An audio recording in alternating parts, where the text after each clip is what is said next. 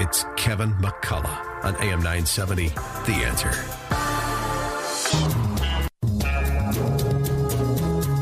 You're listening to Kevin McCullough Radio, breaking news as it happens, what it means, and why it matters. Kevin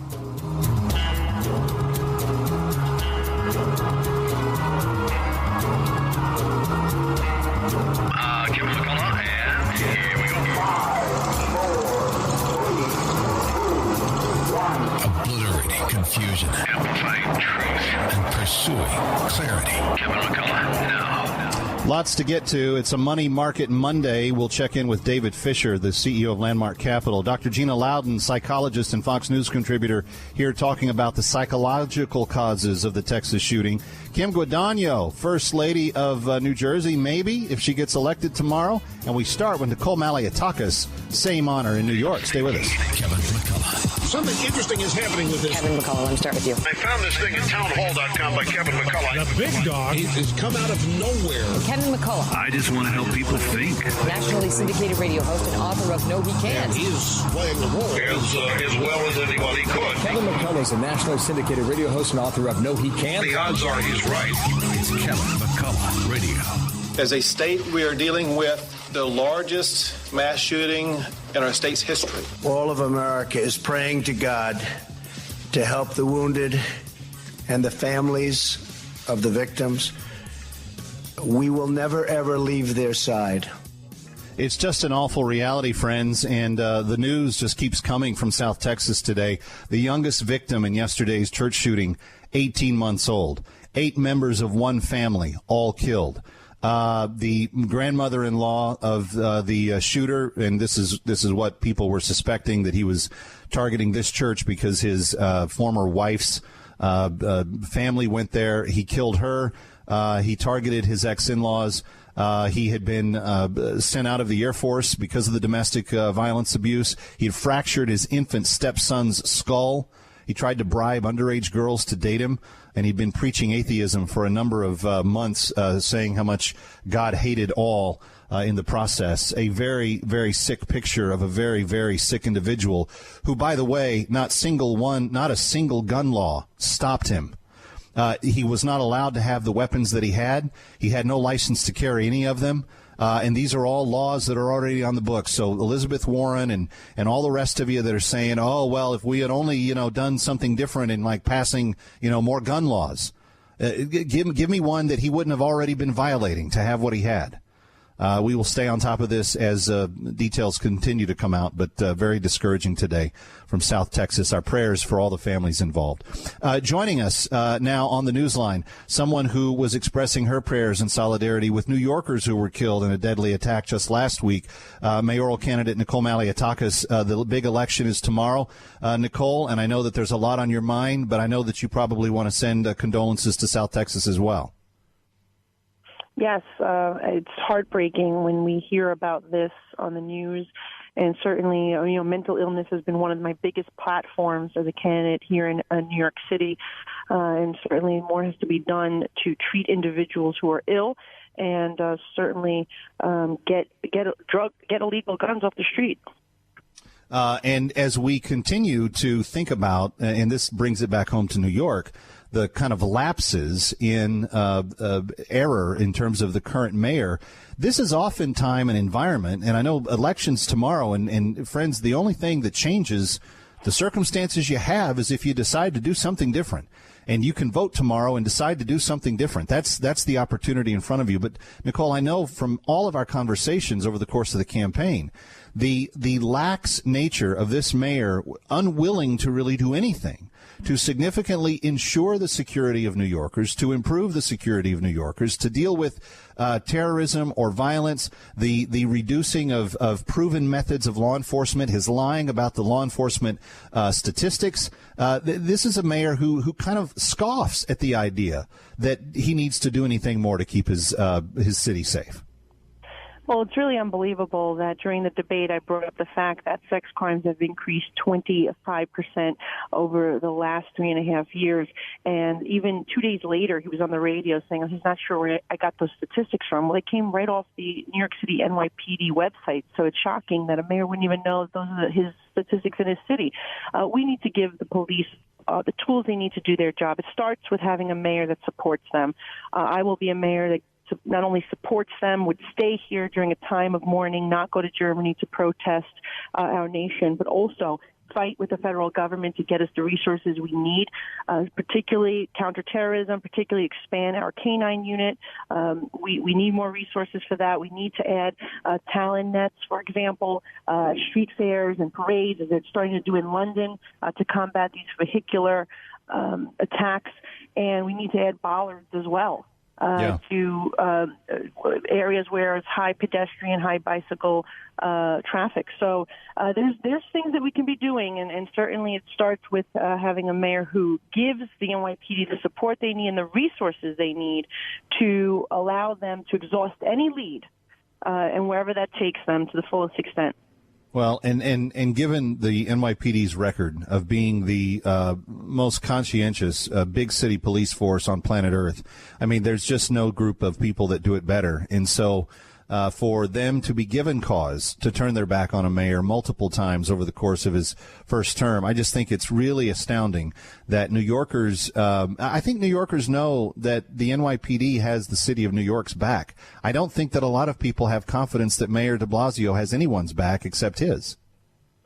Well, I mean, look what he did over the summer. We had a police officer, a familia, a mother of 3 children, a young Dominican woman who was assassinated, and our mayor just fled to go to Germany and to protest our nation instead of being there with the NYPD by their side at the vigil. And that's not something that I would do. Certainly, I would be here. I would have been at that swearing-in ceremony the very next day when 524 new officers putting their life on the line for our city were scared to death because of what just occurred. He should have been there supporting them and standing by their side. But that's one huge issue and one big contrast between the mayor and I. But even if you look at the IDNYC card program, look, if we want to keep the program, that's fine. We'll keep it. If people are happy with it and they're utilizing it and it's effective, we'll keep it. But we're not going to destroy the records.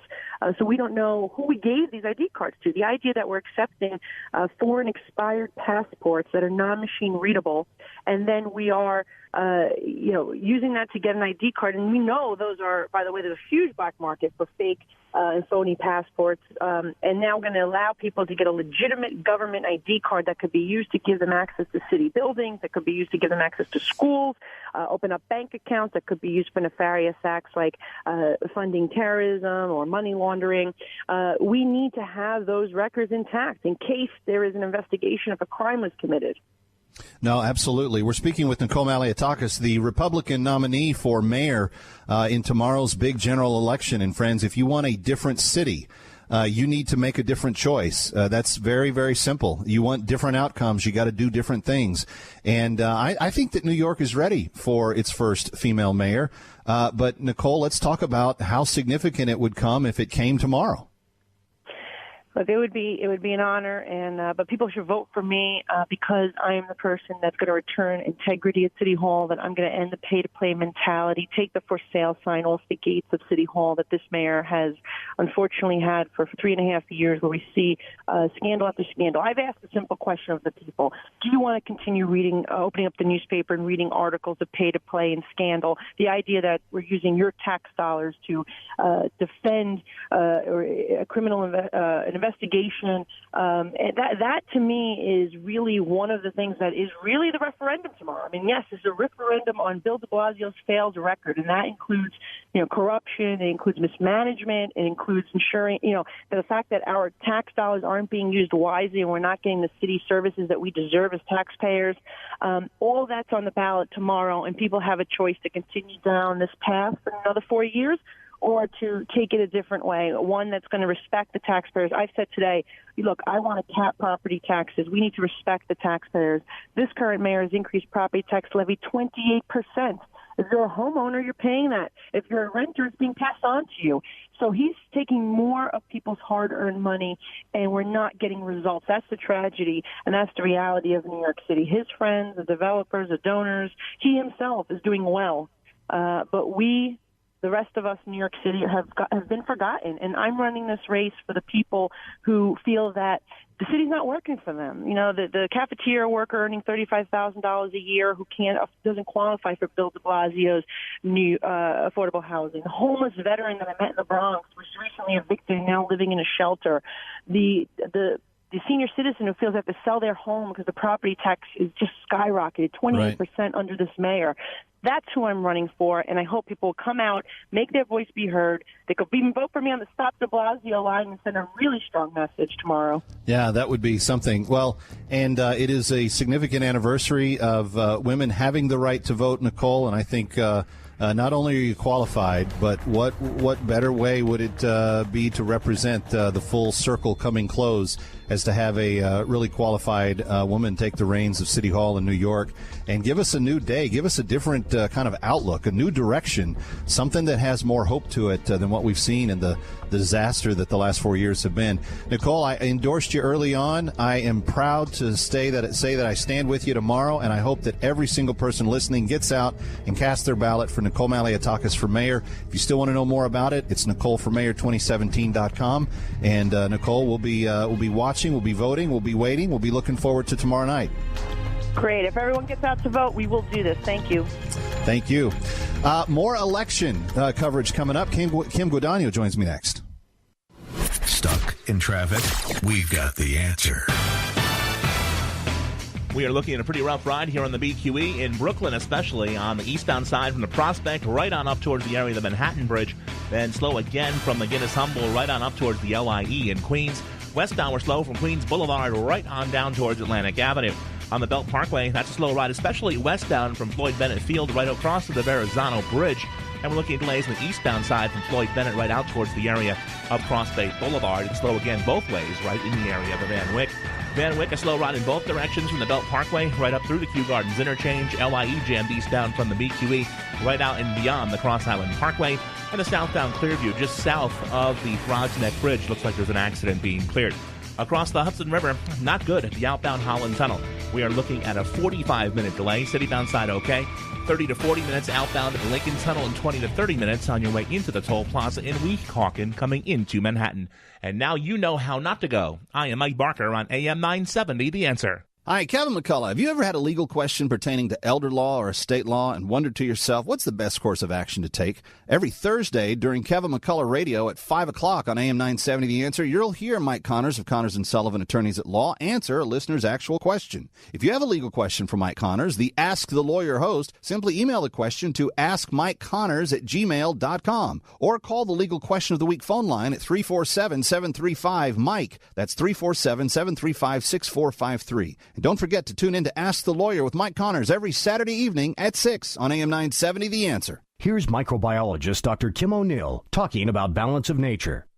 Scientific research has shown that many cancers and lifestyle diseases can be prevented with a diet rich in fruits and vegetables. This prevention comes from the phytochemicals in the plants. They fight against oxidants that damage the cell's DNA, causing mutations that lead to disease. I don't take any supplementation, but I take Balance of Nature because I know, I've seen it in my lab, and I know that it works. I've seen the immune response increase, I've seen your DNA repair capacity increase, and I've seen DNA protection.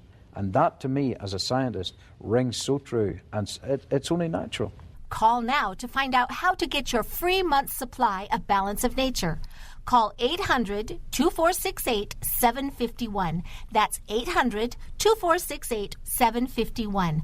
Or go online to balanceofnature.com. Use promo code THEANSWER. Imagine Phil Murphy's New Jersey. billions in higher income taxes, an end to property tax caps, a sanctuary state that puts convicted criminal illegal aliens ahead of our family safety, and forced overdevelopment that will crowd our schools, clog our roads, and drive property taxes through the roof. But Murphy can't do it alone if he makes it to Trenton. He's counting on teammates like Linda Schwager, Janie Chung, and Annie Hausman. They're extremists like him and will vote lockstep with his dangerous agenda. We can't let that happen. On Tuesday, make sure you vote for the team that will protect North Jersey. Senator Jerry Cardinale and Assembly members Holly Schipisi and Bob Auth. The Cardinale-Schipisi-Auth team will stand up to the liberal agenda. They'll oppose income tax hikes, say no to sanctuary cities, support property tax caps the way they already have, and they're leading the fight against forced overdevelopment to protect our suburban towns. This Tuesday, make sure you vote Cardinale for Senate, Schipisi and Auth for Assembly. Paid for by Cardinale, Schipisi, and Auth. This is Robert Auth, and I approve this message. Proving that he may be ready for prime time. Frank Morano. Sunday mornings at 4 and AM 970. The Answer.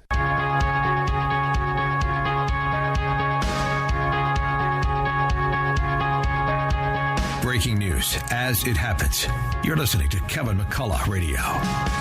All right, tomorrow's the big day. All the elections that we have been telling you about that you've needed to keep on your radar screen, and we want you to get out and vote. More than anything else, it's important that you exercise this most basic obligation to a free society. And someone that I'm personally hoping everyone in New Jersey that's hearing my voice will be voting for tomorrow is Lieutenant Governor Kim Guadagno, and she rejoins us on the Kevin McCullough line. Governor, it's good to have you. It's a busy day. You're crisscrossing the state. You've been on your bus tour. What's it been like? Kevin, it's been great. We call it the Main Street, not Wall Street bus tour to call attention to the fact that Phil Murphy never talks about his Goldman Sachs days.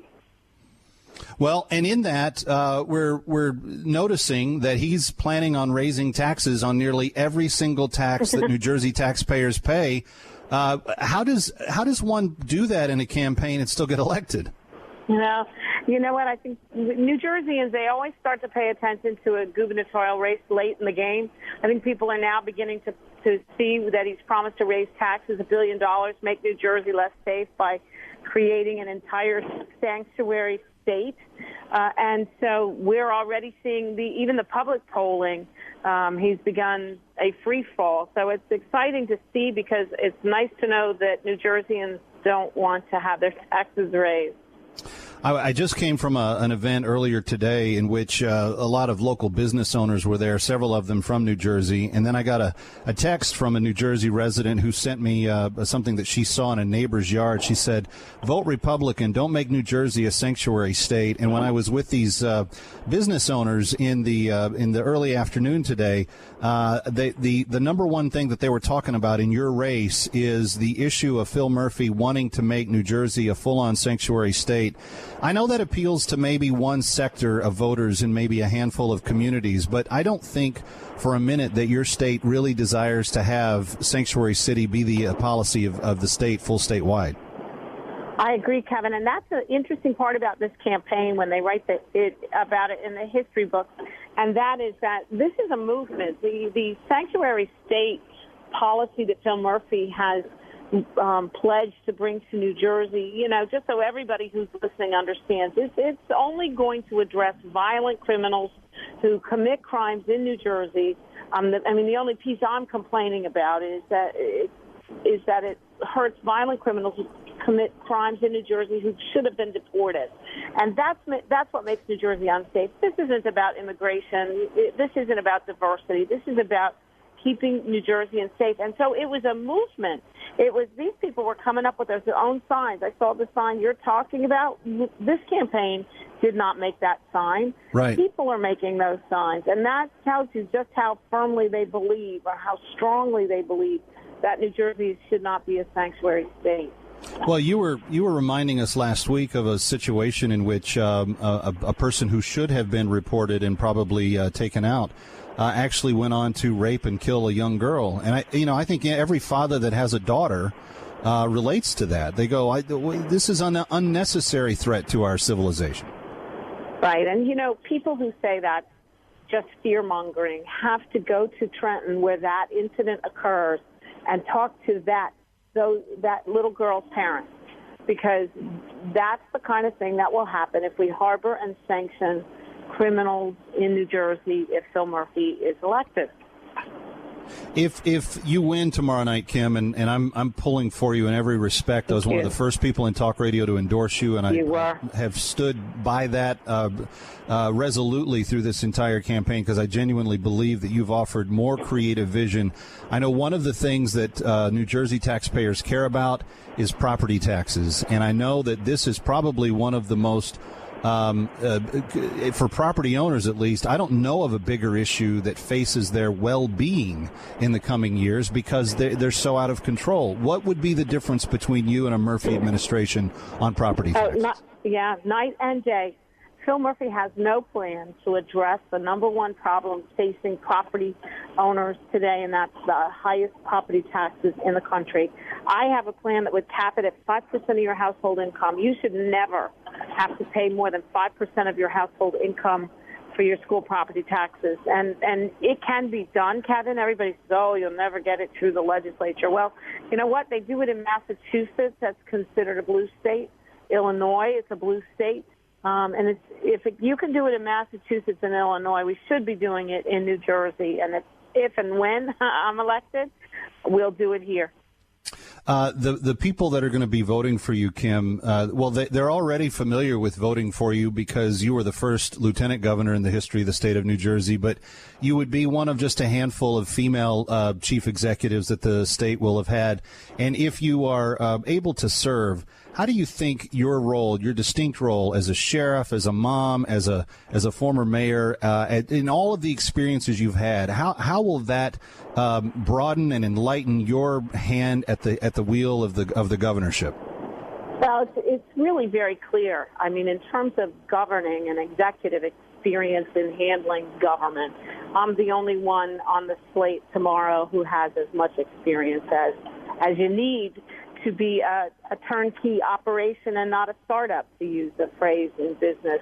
You know, we don't have the time. Our problems are too great to hire somebody for the job of governing New Jersey that's never done it before and clearly is out of touch with New Jerseyans, and we know that because his policies are so dangerous not only to our job creation because of the taxes, but also to our families and our communities because of his sanctuary city pledge.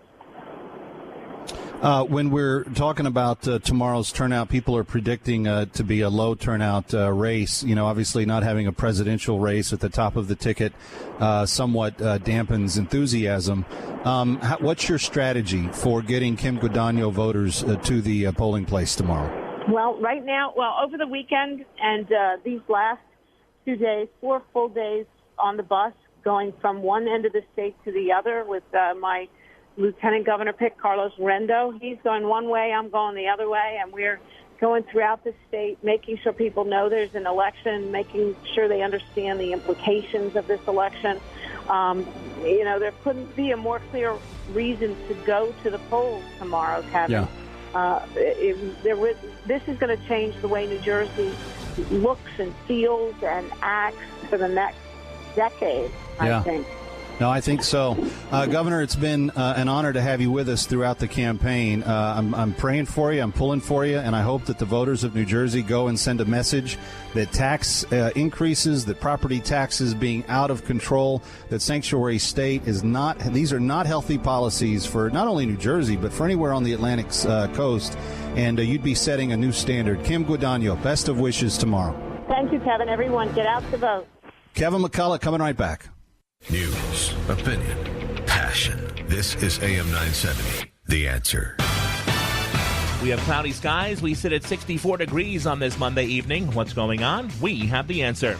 New Jersey parents are saying final goodbyes to their only son who was killed in last week's terror attack in New York City. Scott Pringle reports on the funeral mass this morning. Co-workers and childhood friends joined the parents in mourning Darren Drake. Drake's father, James, says everyone in town would say just what a great guy he was. It was one of the most wonderful father-son relationships a person could have. You know, absolute. I can't now. Hey, Dad, I don't know what I'm going to do about shoveling snow. The 32-year-old New Milford, New Jersey native worked in the financial district. He went for a bike ride on break on Halloween when an alleged terrorist plowed into him with a rental truck, killing Drake and 7 others. Scott Pringle, NBC News Radio, New York. New Jersey authorities want to make sure things go as smooth as possible at the polls tomorrow. New Jersey's Attorney General says 250 employees will be assigned throughout the state's 21 counties. They will be assisting election officials to resolve any voting-related issues. The Attorney General reminds folks it's illegal to solicit or try to influence voters within 100 feet of the entrance of a polling site. And voter turnout in New Jersey could drop to a record low tomorrow. Pollsters have been saying for weeks that neither Phil Murphy nor Kim Guadagno are generating much interest at the top of the ticket. In sports, hockey action tonight. Rangers host the Blue Jackets at the Garden. NBA, the Nets are in Phoenix to take on the Suns. Taking a look at the traffic, outbound side of the Holland Tunnel, 45 minutes. Citybound, less than a 5-minute wait. 30 to 40 minutes outbound at the Lincoln Tunnel, about 20 to 30 on the citybound side. George Washington Bridge checks in problem-free. Northbound west side highway slow from the 70s up to the George Washington Bridge. FDR northbound. Once you're north of the RFK Triborough, it's actually not bad, but getting to that point is very slow from the 40s on up. Showers likely through the evening hours, then partly cloudy overnight, low 45, partly sunny tomorrow, a high of 53. And now you know what's going on. I am Mike Barker on AM 970, The Answer. Hi, Kevin McCullough. Have you ever had a legal question pertaining to elder law or estate law and wondered to yourself, what's the best course of action to take? Every Thursday during Kevin McCullough Radio at 5 o'clock on AM 970 The Answer, you'll hear Mike Connors of Connors & Sullivan Attorneys at Law answer a listener's actual question. If you have a legal question for Mike Connors, the Ask the Lawyer host, simply email the question to askmikeconnors@gmail.com or call the Legal Question of the Week phone line at 347-735-MIKE. That's 347-735-6453. And don't forget to tune in to Ask the Lawyer with Mike Connors every Saturday evening at 6 on AM 970 The Answer. Get your friends, family, and coworkers together for a group outing to an Islanders game and make the night extra special. Bailey over the flame line, drops on Tavares, walks in, shoots and scores! With one of our fan experience packages, like high-fiving the Islanders as they make their way onto the ice. Billy Aggies in alone, score! Call 844-ISLES-GP or visit islanders.nhl.com/groups to learn more about creating unforgettable memories. Attention, residents of Rochelle Park, Bergen County, and fellow AM 970 listeners. I'm Mayor Frank Valenzuela, and this coming Tuesday, November 7th, is Election Day. During my 11 years on the Rochelle Park Township Committee and 4 years as your mayor, I've worked very hard to keep our property taxes to one of the lowest rates in Bergen County. My goals as your mayor have been and will continue to be planning for our towns and our children's future. With your vote to re-elect me to the Township Committee on Tuesday, November 7th, we can continue to move Rochelle Park forward together. Remember to vote for me, Frank Valenzuela, and my running mate, Sam Allos, column 1 in Rochelle Park, Bergen County, on Tuesday, November 7th. To learn more about our campaign, visit our Facebook page, 07662, Moving Rochelle Park Forward. That's 07662, Moving Rochelle Park Forward. Thank you. Paid for by the Friends of Frank Valenzuela for Township Committee. Syracuse football. Heard exclusively on AM 970, The Answer.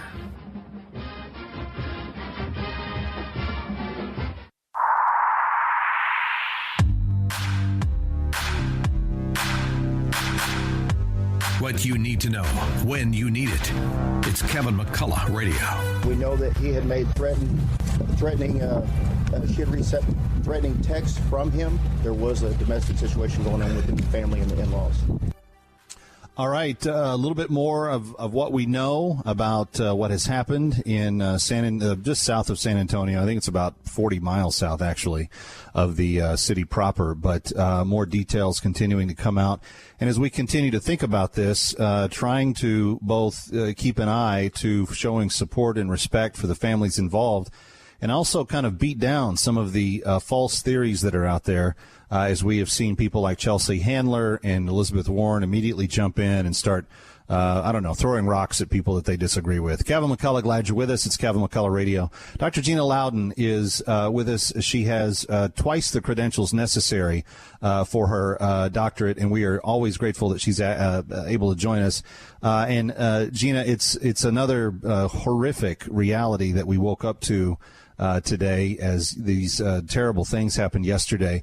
But for all I don't know what's going on that the media is giving us, there's actually some pretty easy details to trace here. This guy had a history of violence. He had a domestic abuse issue with his wife and kids.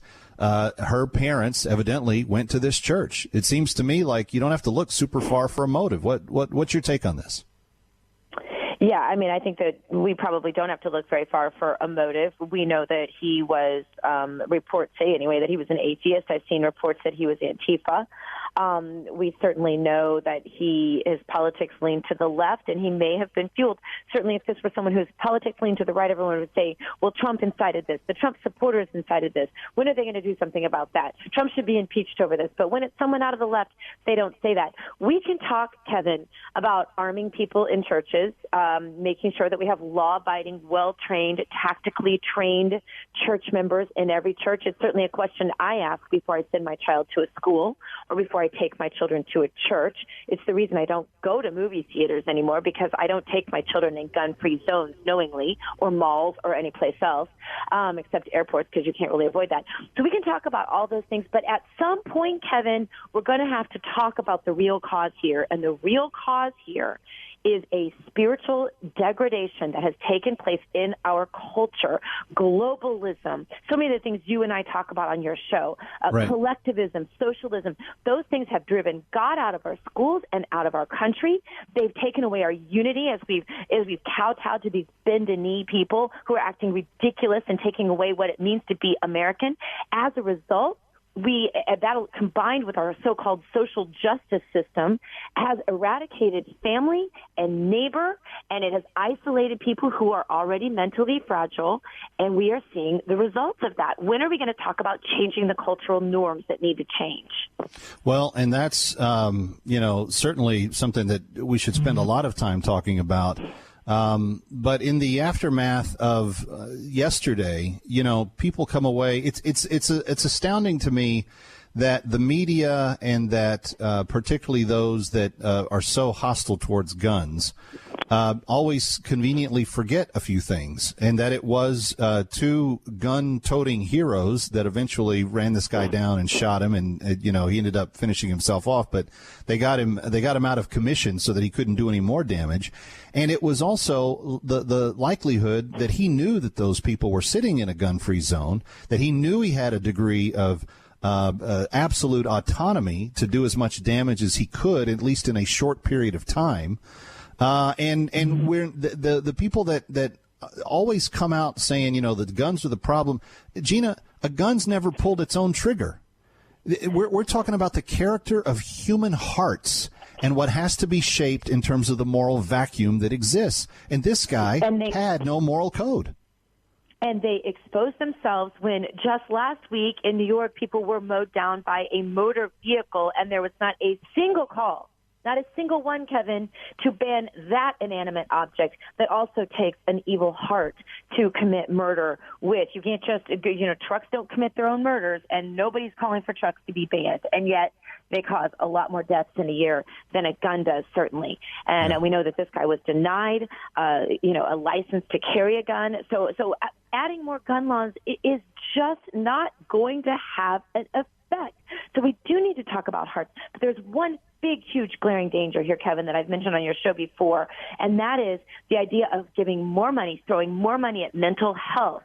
Because when you do, you're doing two things. One, you are funding the leftist machine that regenerates itself, right? Because most of the people who call themselves mental health professionals, myself notwithstanding, are leftists, trained in leftist institutions. The money is going to go to leftist ivory tower types who are going to continue to propagate more leftist propaganda. And that's the last thing in the world we need. The so-called solutions they come up with won't be solutions at all, but it'll be taking away our Second Amendment freedoms.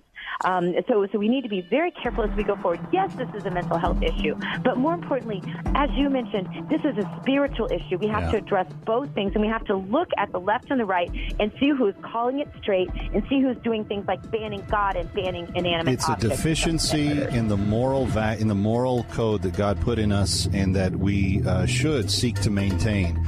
Sadly, right. Our culture keeps pushing it out. Dr. Gina, thanks for your observations. It's Kevin McCullough. Thanks for having me, Kevin. Here's Nicole Maliatakis. Let's cut to the chase. Our city's being mismanaged and our quality of life is deteriorating. It's time to clean up New York. As mayor, I'll stand up for taxpayers who deserve good schools and subways that work. I will support our first responders, not leave the country after a tragedy. Instead of worrying about statues, I'll focus on serious issues like homelessness, jobs, and affordable housing. I'm Nicole Maliatakis, and I'd be honored to have your vote this Tuesday. I'm ready to work for you. Paid for by Nicole for New York City.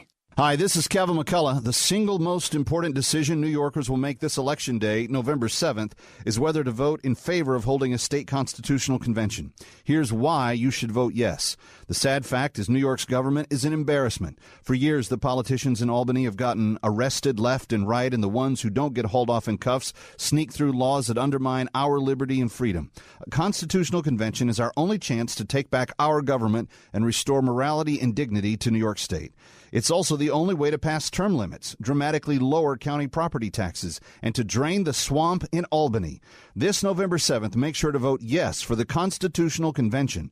Don't miss this historic, once-in-a-generation opportunity. Get on board the YES campaign at nysays.yes.org. Paid for by New York People's Convention. Hi, Kevin McCullough. Great news for all of the AM 970 listeners. Our good friend Mike Lindell, the founder and creator of MyPillow, is back with his best and most popular offer. Buy one premium MyPillow, get the second premium MyPillow free. Whether you have problems sleeping, if your pillow goes flat, maybe you flip-flop through the night, or if you wake up with a sore neck or headache, it's time for a MyPillow. You can adjust MyPillow's patented fill to your exact individual needs to help you get to sleep faster and stay there longer. You'll get the quality sleep you need. MyPillow is backed with a 10-year warranty and a 60-day money-back guarantee. And because Mike Lindell wants to thank AM 970 The Answer, he is bringing back his best offer ever. Buy one MyPillow and get another one absolutely free. Call 1-800-506-2641 and use promo code AM970. Or go to MyPillow.com. But make sure you use the promo code AM970. That number again, 800-506-2641. That's 800-506-2641. 800-506-2641. Promo code AM970. Hi, it's Frank Morano. If you're ready to lose 20 to 40 pounds and start feeling the best you've ever felt, get over to Brooklyn Wellness Center today. They offer the ultimate weight loss system. I did the program and couldn't be happier. No drugs, no shots, no hormones, no crazy diets. It's all natural and doctor supervised every step of the way. Daily check-ins with Dr. Melinda Keller, where I updated her on my progress. Call 718-234-6212. That's 718-234-6212 to start your weight loss journey today. Mention this ad for $100 off. This is a special notice to all U.S. taxpayers. If you owe the IRS or state-backed taxes and cannot afford to pay them back, there's good news. Due to the financial hardship many are facing in today's economy, the IRS has made it easier to settle delinquent tax problems through a federal program called the Fresh Start Initiative. Qualifying for this program will resolve your tax problem, end all collections, and possibly reduce your back taxes by up to 90%. If you are facing wage garnishments, liens, bank levies, audits, or payroll taxes, it's not too late. Your circumstances may qualify you for this special program, protecting your savings and your assets. If you owe the IRS or state-backed taxes and cannot afford to pay them back, there's no need to worry anymore. Call the hotline at Victory Tax Solutions to see if you qualify and potentially save thousands. For this free information, call 800-585-9580. 800-585-9580. That's 800-585-9580. AM 970, The Answer. Look around, how lucky we are to be alive right now. Look around, how lucky we are to be alive right now. History is happening in Manhattan, and we just happen to be in the greatest city in the world. In the greatest city in the world. If it's happening in New York or across the globe, learn why it matters first on Kevin McCullough Radio. All right, Kevin McCullough, even with the tragedy in Texas, the markets still are existing today. And as we're looking at Election Day tomorrow in the tri-state, and we're still dealing with the tragedy in Texas, I don't want to overlook the importance of what's going on in the markets. David Fisher is back with us from Landmark Capital, and 844-604-2575 is how you reach them. But David, there's a lot actually going on. There's going to be a new Fed chairman. done. We know who that person is. We know that the budget is working its way through the process right now. So let's start there. Where are things standing for the 2018 budget? Well, it's been announced, and the plans of the budget are released as of last week, and the bottom line is they're trying to cut $1.5 trillion less in tax revenue over the next 10 years by giving the middle income wage earner a $4,000, in essence, more money to spend to stimulate the economy. But now they're trying to figure out where they're going to get the revenue that's lost from the taxes collected and lowering the tax rate. And that's where the fight is, specifically in your neck of the woods, New York, New Jersey, 9 states, mostly blue states, don't get the deduction of the state tax deduction. Right. They're limiting that, and that's where the pushback from certain Republicans are not supporting this pass. They won't vote for passing of this bill. The problem is, I think there needs to be just a little bit more reform, because for the most part, Kevin, this thing looks really good. There's just a few states that don't have that big deduction that are pushing for it. Yeah, and I think that they're actually, I'm forgetting who it was. Maybe it was Ryan that said this yesterday, but we haven't seen the final form of it yet. And the nice thing about being in the budget reconciliation process is that you can get senators and House members in the same room together. They can sit there and they can work this out. And I think that they're going to. It doesn't seem to me that they are, miles and miles and miles apart. I think these are going to be bumps that they overcome. I think it's more like a few yards apart. You're right. And Ryan has made it clear, his quote was, "It's very clear and obvious that the whole purpose of this is for the middle-class tax cut," was his quote on CNN the other day. And so if we can just modify a couple of the legislation that affects New York, New Jersey, and a few others. Brady is your guy out there. And I think we'll get this thing passed with flying colors, and it'll be really beneficial. Well, we are hoping that the tax reform does, in fact, get done and this budget gets done. President did announce the new Fed guy. What do you think of him, Jerome Powell? Jerome Powell, good guy. He's been on the board of governors since 2012, and he's consistently voted for Yellen on what she's done. He supported that, so in other words, slowly raising interest rates and sell off the Fed's asset in the wake of the post-severe recession of 2008-9. The drawback, he lacks some deep background of economics, is what, according to, in relationship to some of his predecessors, like Janet Yellen and Greenspan. So he's a little bit green behind the ears with that, but it really comes down to simple math. It's kind of irrelevant, in my opinion, and many, who's the new Fed chairman. It comes down to what they're going to do to finance the debt structure and the deficit, budget deficit, through lack of taxes. And so kind of what happens is, this relates to the tax overhaul. We're having a problem with, and it's showing up in the bond market. So this is how the Fed is going to try and maneuver through this, and I think the new Fed chairman is going to have a full plate. Do you think that his thinking is sound? Do you believe that he's on the right path in terms of what his strategies are? I think Yellen was on the right path, and I think he's on the right path. Okay. But the path forward is riddled with landmines, financial landmines. It's got to be careful then. So we're going to have some bumps in the road, and we're going to have all indicators show now that the charts, that's the technicals, that we're headed towards inflationary environment, and that is creating a bond bubble. We haven't talked about that, but the bond market is significantly larger than the stock market. It doesn't get much attention. To put it into reference, it's $100 trillion compared to, if you add up the S&P 500 and the Dow, it's only $64 trillion. Wow. It's much more larger, and it trades much in more volume. And it's about 4 months ago, the bond market signaled some major concerns, and it's got magnified since then. And it's forming a bubble, and this bubble could burst in the 4 major bond markets. This is what's now being talked about. U.S., Japan, Germany, and the UK all are now saying bond yields are higher. Bond yields being higher creates bond lower prices, and bond lower prices creates a bubble, which is a serious problem because this is so much bigger than the stock market. So that was a bubble. This is significantly bigger, and this involves the Fed unraveling the balance sheet. This is what's going to create this problem. So I don't know if we're going to unravel it like the Fed is saying, and I think they're going to have a second guess and a second hesitation. We'll see what happens. I think they're going to print more money personally. Okay, so you think another quantitative easing is coming about? I don't think they're going to call it that. That's a swear word in financial system. But in essence, that's what it is, yeah.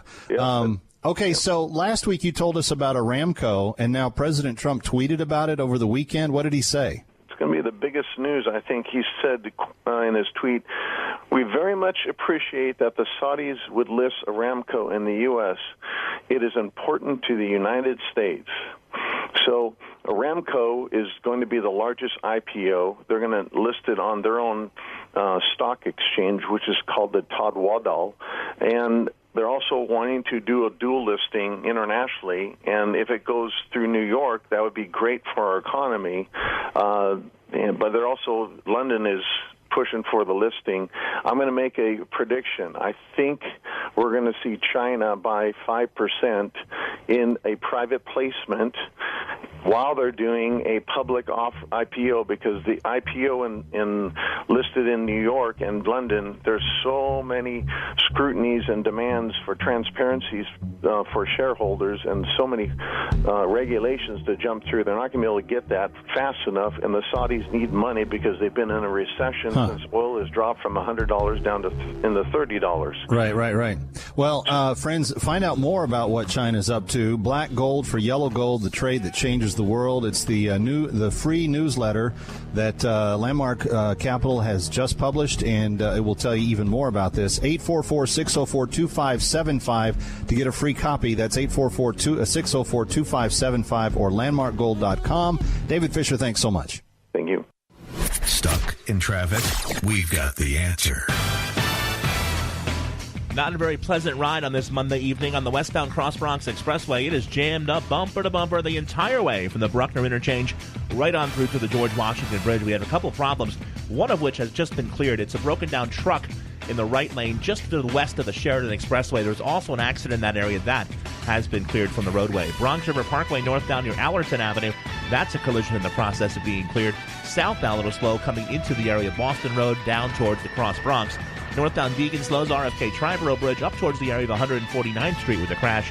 Then just slow pockets on up to the Cross Bronx. Southbound we're slow from Van Cortlandt Park into the Cross Bronx Expressway. FDR northbound slows from the 30s to the RFK Triborough Bridge. More delays 150s to the GW Bridge. Northbound West Side Highway slows from the 90s on up. Southbound slows 90s into the 50s. That's an accident being cleared. 45 minutes outbound at the Holland Tunnel, about 30 to 40 minutes each way at the Lincoln Tunnel. And now you know how not to go. I am Mike Barker on AM 970, The Answer. Mark your calendars. Tuesday, November 7th. You only get one chance to send City Hall a message. You only have one opportunity to vote against Bill de Blasio and the liberal New York City Council. One shot to remind folks at City Hall that there are New Yorkers who want lower taxes.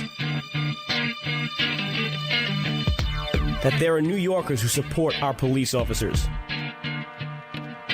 That there are New Yorkers who support President Trump and the Republican agenda. On Tuesday, November 7th, I need you and all the listeners of AM 970 to head to the polls and support politicians who want to bring sanity back to City Hall. I'm Councilman Joe Borelli. I represent Staten Island, and I need your vote on Election Day. Don't miss your one chance to say no to Bill de Blasio and the liberal New York City Council. Paid for by Borelli 2017. Did you know 40% of all cancer could be prevented? That's a fact. Along with maintaining appropriate body weight and regular exercise, the American Institute for Cancer Research and the USDA confirm that eating 9 to 11 servings of fruits and vegetables every day is the key. Now ask yourself, am I at risk? How many servings of fruits and vegetables did I eat today? Balance of Nature has solved this problem and provides an easy and affordable way to consume over 10 servings of 31 different whole fruits and vegetables every day. Call now to find out how to get your free month's supply of Balance of Nature. Call 800-2468-751. That's 800-2468-751.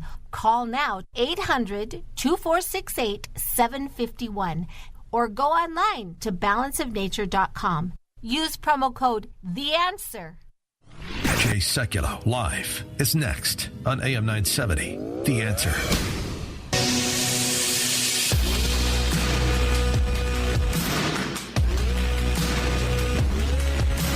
What you need to know when you need it. It's Kevin McCullough Radio. By the way, as soon as we went to commercial break there, David Fisher just told me off air that his son has been hospitalized. So if you don't mind, if you're a person of faith tonight, hold his son, David Fisher's son, in your prayers. No details on what the problem is, but appreciate David talking with us anyway. Kevin McCullough, glad you're with us here on Kevin McCullough Radio. And it's been a difficult day for a lot of reasons. But the main one has been that I'm at a difficult crossroads for myself. I see the evil that is in the world around us, and I see the evil that was put on display yesterday when Devin Kelly, 26, went on a rampage and fired up, starting out from outside the building, bullets into the First Baptist Church of Sutherland Springs, and then continued inside. 46 victims of some 50 people that were in attendance, 26 of them dead. They released the statistic this afternoon that about half of those dead are children. They define children as being people under the age of 15. And here's the part that is just continually sickening. Before he ever did that yesterday, in 2012, he was stationed at an Air Force base in New Mexico. And he was charged with assault on his spouse and on their child, actually his stepson. He assaulted his stepson so severely that he fractured his baby's skull. And then he assaulted his wife. And when he was brought up on trial, Don Christensen, a retired colonel who was chief prosecutor for the Air Force in his case, said he pled to doing it intentionally. He was sentenced in that month, in November of that year, to 12 months confinement. He was reduced to lowest rank possible. He was discharged from the military with a bad conduct discharge. And that just began the long slide towards divorce, being charged with animal cruelty, and a number of other things. There's a principle here, friend, that we cannot get away from. Okay? We cannot get away from. There are those that want to argue that mankind is essentially good left to his own devices. I have never believed that.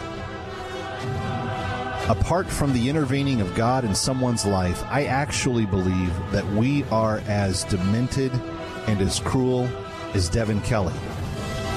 And friends, tomorrow we have the opportunity to, in both states, make choices that set the moral component of our society in certain directions. And I pray that we choose wisely. I'm Kevin McCullough.